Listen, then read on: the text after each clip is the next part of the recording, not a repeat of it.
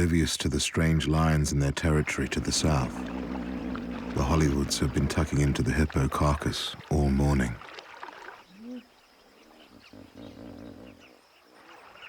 Now the heat is proving too much. Well fed, the lionesses relax at last.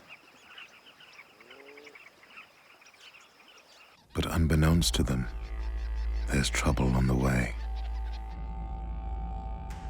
Not only has a new pride moved into the south, the four nomads are also back in Hollywood territory, resting barely a mile downriver.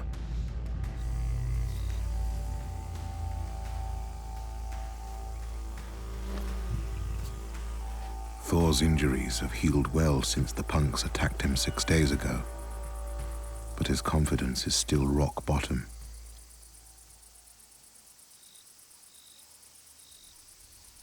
The brothers haven't eaten since the attack. But as the wind picks up, the scent of the hippo carcass drifts downriver.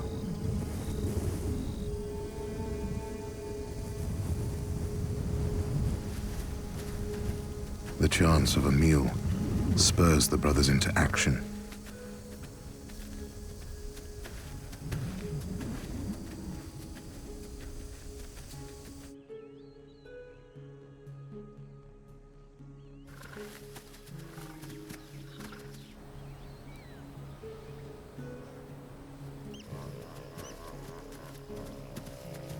The nomads arrive at the hippo carcass and find more than they bargained for. Across the river, on the opposite bank, are the Hollywood females. 6 healthy lionesses with no male guardians. A tantalizing prospect for the bachelors.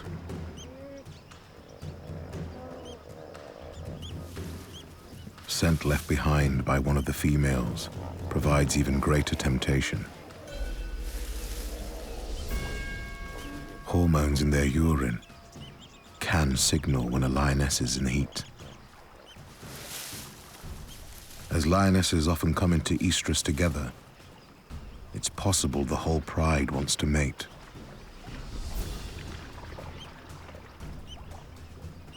But the females have no reason to trust the previously violent males.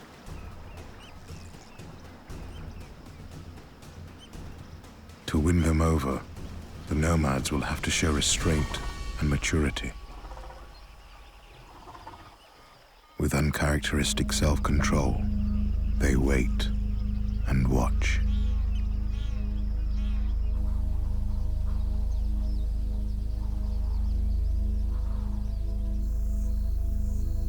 It's evening, and Nathan's come to see if the MK mothers are managing to keep their spirited cubs out of trouble and away from their fathers. So the mothers have brought the cubs here, having left the punks in that open area where they pretty much spent most of the night. And they're just sort of quite relaxed in the shade, so having a bit of a groom, a little bit of play. The cubs are as curious as ever.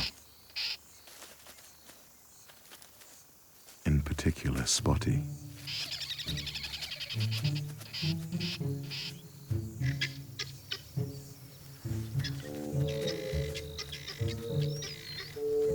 He discovers a group of helmeted guinea fowl that are passing through. Or were. Lions are opportunists, and guinea fowl are occasionally on the menu.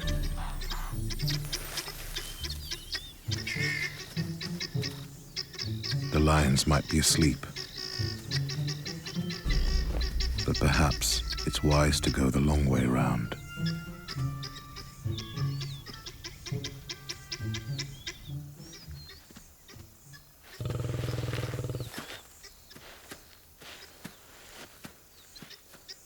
As dusk approaches, the cub's grandmother gets hungry. This is ideal hunting ground. Large numbers of prey pass through on their way to the river, and the dense thicket makes perfect cover for stalking.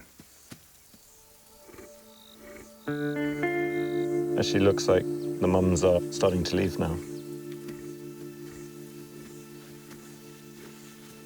Interestingly, they're just leaving the cubs out there in the open next to the bush. It's always risky leaving their cubs alone, but until the mothers rejoin their pride and can share food, they have to do their own hunting. The danger of leaving cubs at night time is hyenas or other lions or other predators finding them, and they're way too small to defend themselves. And if the mothers are off quite far away hunting, then they won't be able to get back and help them.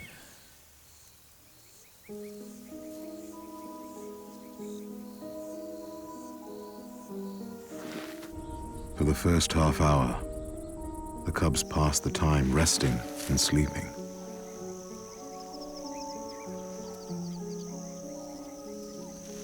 The Zuris too, as usual, stay hidden as they've been taught to.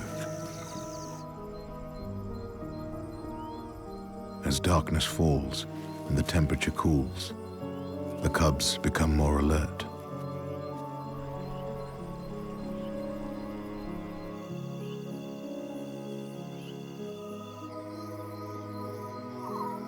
The bush comes alive with the sounds of the night.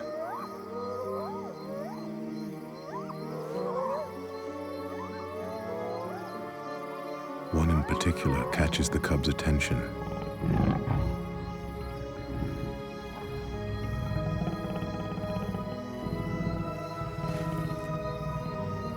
They recognize their mother's growls.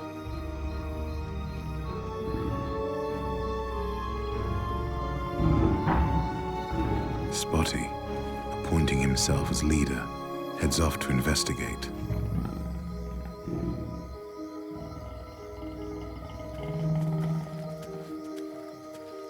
No one wants to be left behind.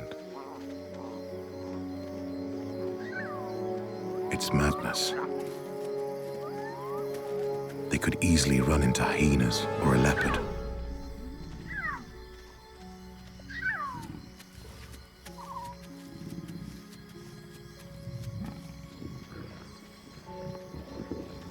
This time, the cubs get away with it.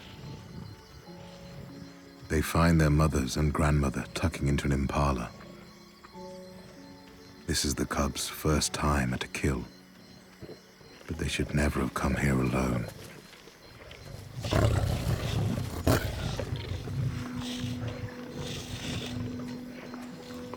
Luckily for them, Rosa and Zuri are too preoccupied with their meal to tell them off. The cubs' growing appetite for meat shows they're progressing well.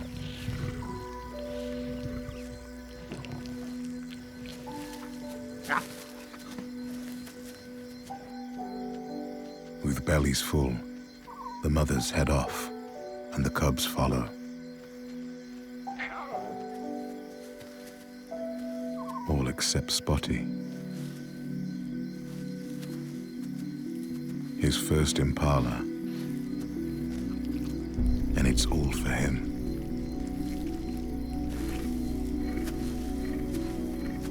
Or is it?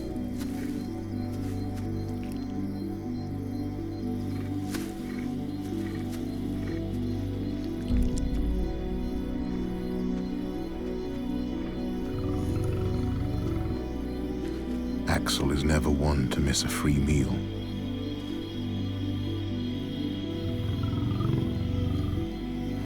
Even Spotty knows better than to get between a male lion and his food.